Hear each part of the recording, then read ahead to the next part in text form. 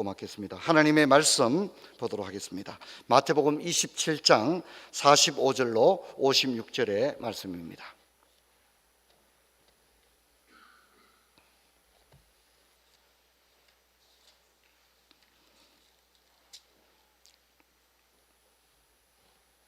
제가 읽겠습니다.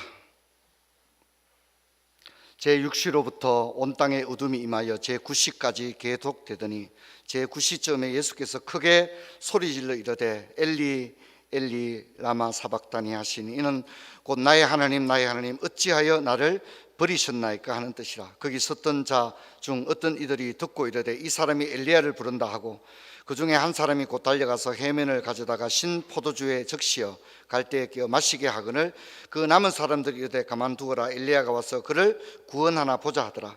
예수께서 다시 크게 소리 지르시고 영혼이 떠나시니라. 이에 성소 휘장이 위로부터 아래까지 찢어져 둘이 되고 땅이 진동하여 바위가 터지고 무덤들이 열리며 자던 성도의 몸이 많이 일어나되 예수의 부활 후에 그들이 무덤에 나와서 거룩한 성에 들어가 많은 사람에게 보이니라. 백부장과 및 함께 예수를 지키는 자들이 지진과 그 일어난 일들을 보고 심히 두려워하여 이르되 이는 진실로 하나님의 아들이었도다 하더라. 예수를 섬기며 갈릴리에서부터 따라온 많은 여자가 거기 있어 멀리서 바라보고 있으니 그 중에 막달라 마리아와 또 야고보와 요셉의 어머니 마리아와 또 세베대의 아들들의 어머니도 있더라. 아멘.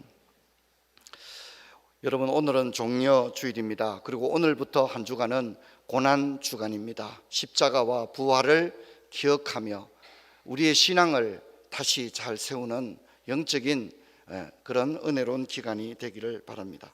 여러분, 예수님은 이 땅에 오신 목적이 죄인을 구원하기 위해 오셨습니다.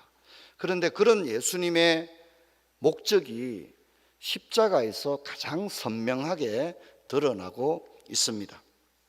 그분이 왜 이 땅에 오셨는지를 십자가는 충분히 설명을 해주고 증명해주고 있는 겁니다. 십자가는 우리가 너무 잘 아는 것입니다. 그런데 문제는 우리들의 십자가의 이해가 때로는 굉장히 가볍다는 것입니다. 그래서 오늘 저는 여러분과 함께 십자가의 의미를 십자가의 실제성과 또 법정성과 적용성이라고 하는 그런 부분으로 나누어서 여러분과 함께 십자가를 생각해 보려고 합니다. 오늘 우리가 읽었던 마태복음 27장 45절에 보면 예수님께서는 이제 죽음을 맞이하고 있는 그런 장면을 우리가 읽게 됩니다. 제6시부터 9시까지는 어둠이 임했다, 그렇게 이야기하고 50절에 보면 예수께서 크게 소리 지르시고 영혼이 떠나가셨다, 그렇게 이야기를 하고 있습니다. 여러분, 예수님은 금요일 새벽에 붙잡히셨습니다. 제자들과 함께 유월절 만찬을 드신 다음에 겟세마네에서 기도하시다가 이제 잡히시게 됩니다. 그리고 새벽부터 아침이 등토오기까지 그 시간 동안 예수님은 6번의 재판에 끌려가서 신문을 당하고 고초를 겪으셨습니다. 그리고 금요일 이른 아침에 십자가에 못 박히게 됩니다. 오늘 우리 본문에는 나오지 않습니다만 마가복음 텍스트를 참조해 보게 되면 예수님은 제3시에 십자가에 못 박혔습니다. 금요일 아침 9시 해가 떠오르는 이제 그 시간에 주님은 골고다 언덕으로 가시고 갈보리에서 이제 못에 박히게 되어집니다. 그리고 제6시 3시간 정도가 지난 12시에는 오늘 우리 성경을 보게 되면 태양이 빛을 잃었다, 그리고 어두움이 임했다고 했습니다. 정오의 태양이 정점에 달했을 때 예기치 않은 어두움이 임했고 그 어두움 가운데 예수님은 제9시 즉 오후 3시가 되었을 때 십자가에 못 박히게 됩니다. 주님은 6시간 동안 십자가 상에서 있어야 했습니다. 오전 9시에 십자가에 못 박히고 난 12시까지 이 3시간은 유대 산지의 그 사막 기후에서 정오의 태양이라고 하는 것은 강렬한 것이어서 예수님은 그 극도의 더위 가운데 시달려야 했는데 예수님은 양손과 발에 못이 박혔기 때문에 아침 9시에 십자가에 달렸을 때 이미 주님에게서는 피와 물이 쏟아져 내리기 시작을 했습니다. 그래서 그 뜨거운 3시간 동안의 시간에는 주님에게서 물과 피가 온몸에서 빠져나가기 시작했기 때문에 주님은 온몸이 타들어가는 듯한 그런 갈증과 이 수분 부족에 극심하게 시달려야 했습니다. 혀가 말려 들어갈 정도의 극도의 고통 가운데 3시간 동안 유대 사막의 뜨거운 태양의 고통 가운데 3시간 동안이나 계셔야 했습니다. 그리고 태양이 정점에 달했던 12시에 태양은 빛을 잃게 되었는데 사막 기후상 완전히 어둠이 오고 태양이 완전히 빛을 잃게 되면 기온은 급강하를 하게 되어집니다.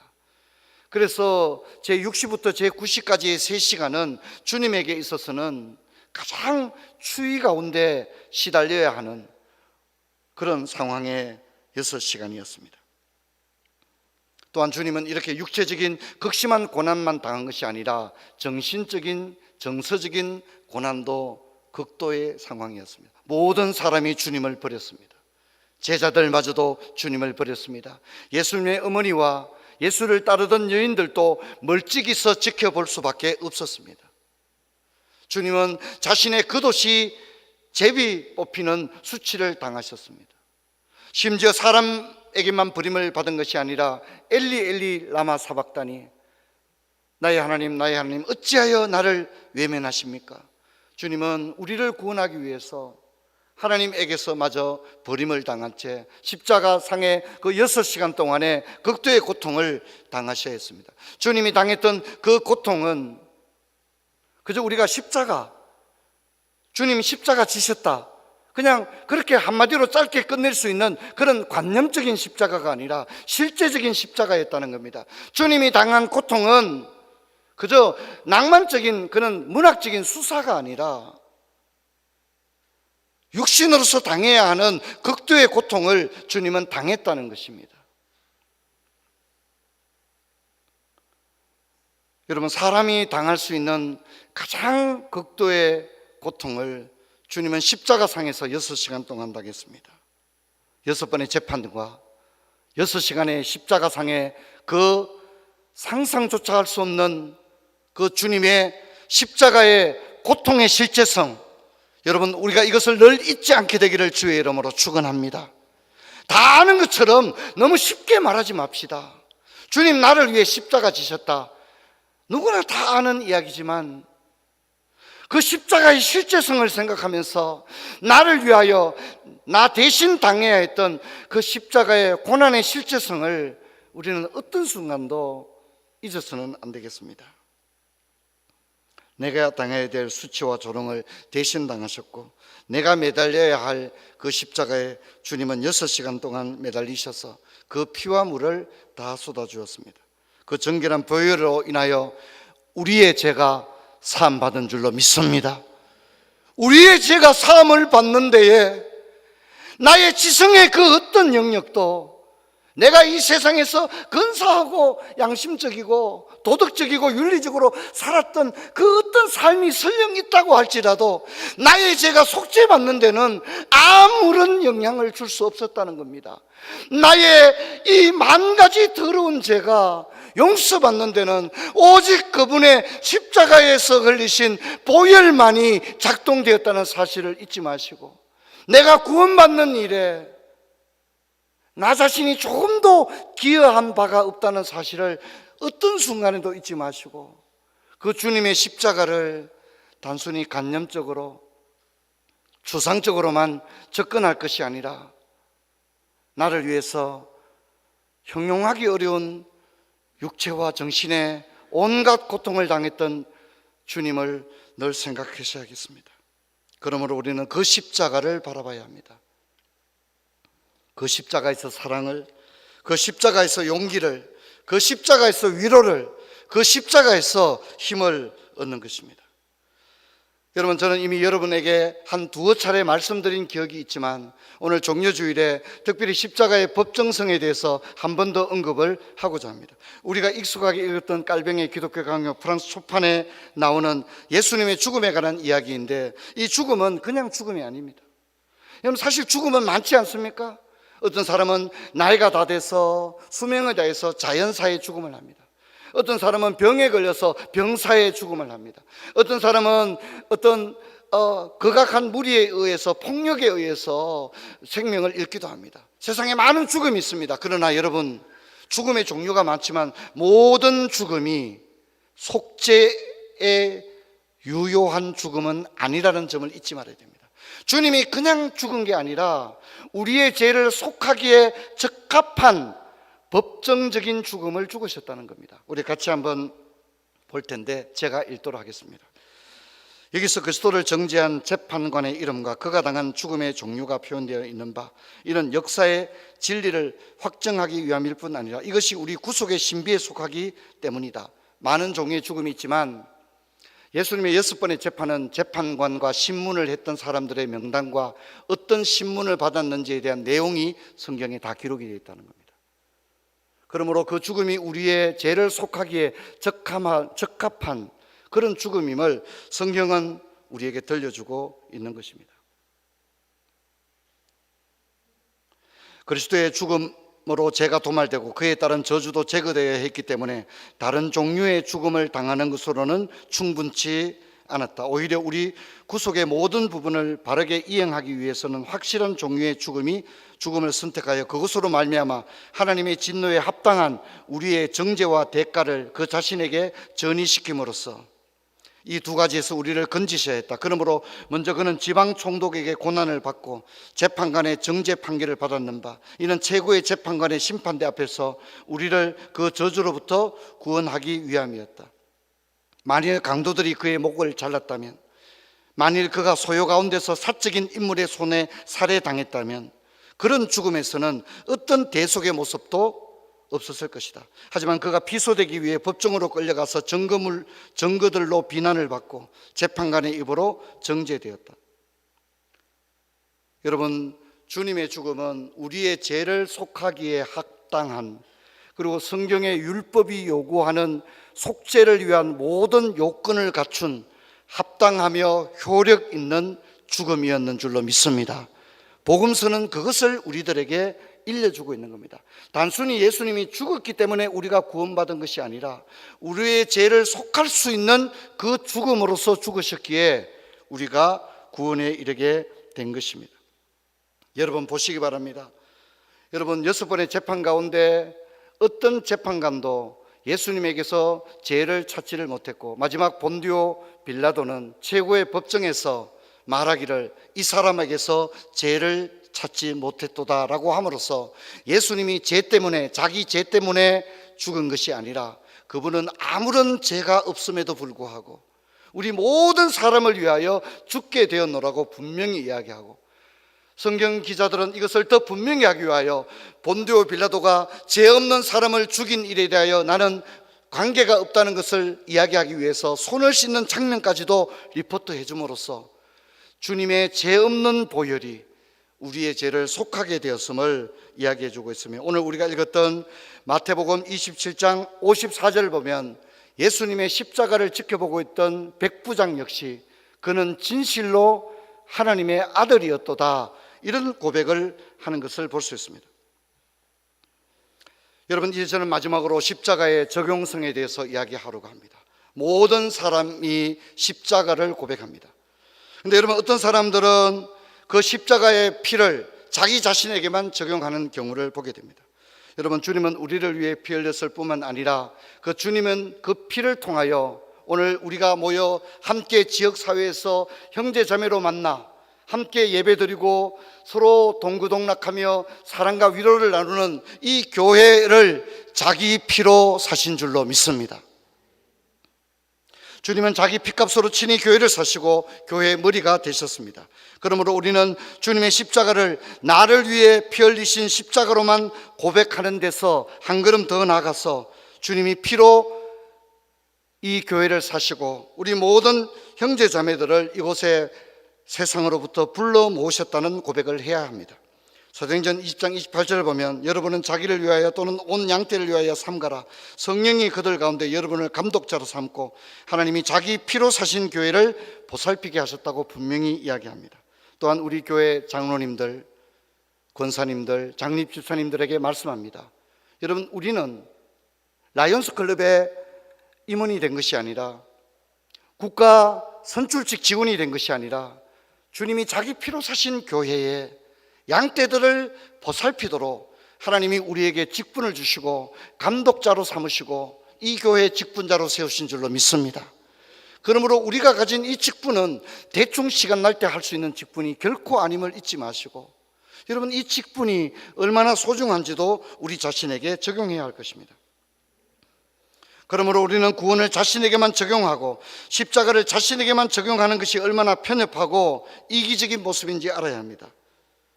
그래서 여러분, 우리는 피로 값주고 사신 이 교회를 사랑하고 이 교회에 모인 모든 형제 자매들을 또한 사랑하게 되기를 바랍니다.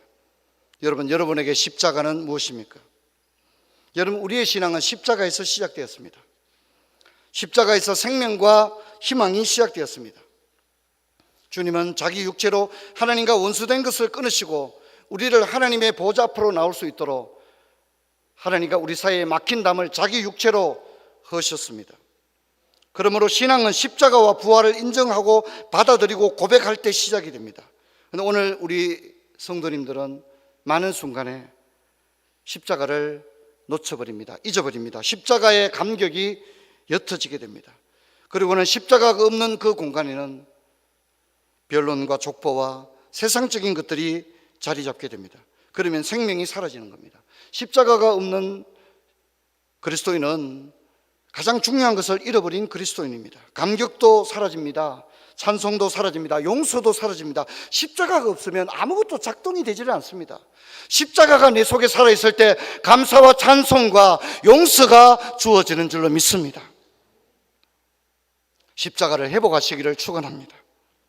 신앙의 회복은 십자가의 회복인 것입니다. 그래서 사도는 이렇게 고백합니다. 그러나 내게는 우리 주 예수 그리스도의 십자가 외에 결코 자랑할 것이 없으니 그리스도로 말미암아 세상이 나에 대하여 십자가에 못 박히고 내가 또한 세상에 대하여 그러하니라. 갈라디아 6장 14절에 그렇게 고백을 하고 있는 것입니다.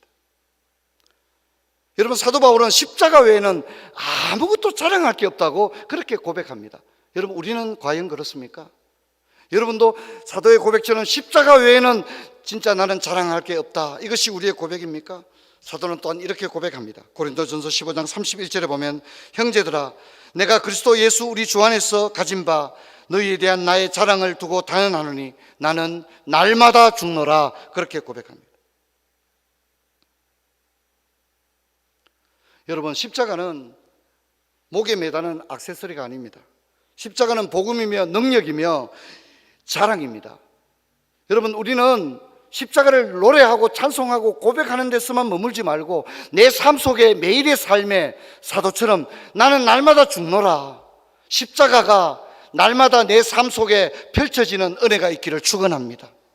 나는 세상에 대하여 못 박히고, 사도는 그래, 나는 세상에 대하여 못 박혔습니다. 나는 세상에 대해서 죽었습니다. 나는 날마다 죽노라. 내가 그리스도와 함께 십자가에 못 박혔나니 라고 고백합니다. 이게 진짜 십자가의 신앙입니다. 이 은혜가 있기를 주의 이름으로 축원합니다. 왜 우리가 화가 납니까? 왜 우리가 기분이 안 좋습니까? 왜 분합니까? 왜 억울합니까? 왜 속상합니까? 내가 살아있기 때문입니다. 내가 살았기 때문에 기분이 나쁜 겁니다. 내가 살았기 때문에 화가 나는 겁니다. 내가 살았기 때문에 못마땅한 겁니다. 내 자신을 날마다 십자가에 못 박지 못했기 때문에 세상에 대하여 나를 못 받고, 쾌락에 대하여 나를 못 받고, 내 자존심과 명예에 대하여 내가 십자가에 나를 못 박지 못했기 때문에 십자가가 작동되는 것이 아니라 십자가에 못 박혀야 할 것들이 못 박히지 아니한 채 그것들이 살아서 작동하고 있기 때문에 십자가가 없는 삶이 전개되는 것입니다. 사랑하는 성도 여러분, 이제 우리가 떡과 잔을 받을 때에 이 십자가를 회복하는 진짜 크리스찬이 되기를 주의 이름으로 축원합니다. 십자가가 있을 때 용서가 있는 것입니다.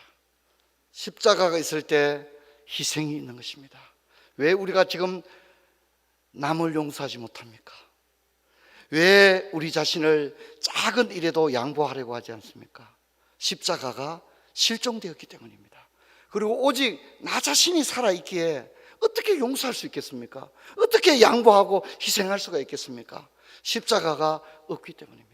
오늘 떡가장을 받는 그 시간에 그 십자가를 회복하는 복된 은혜가 있기를 주의 이름으로 축원합니다.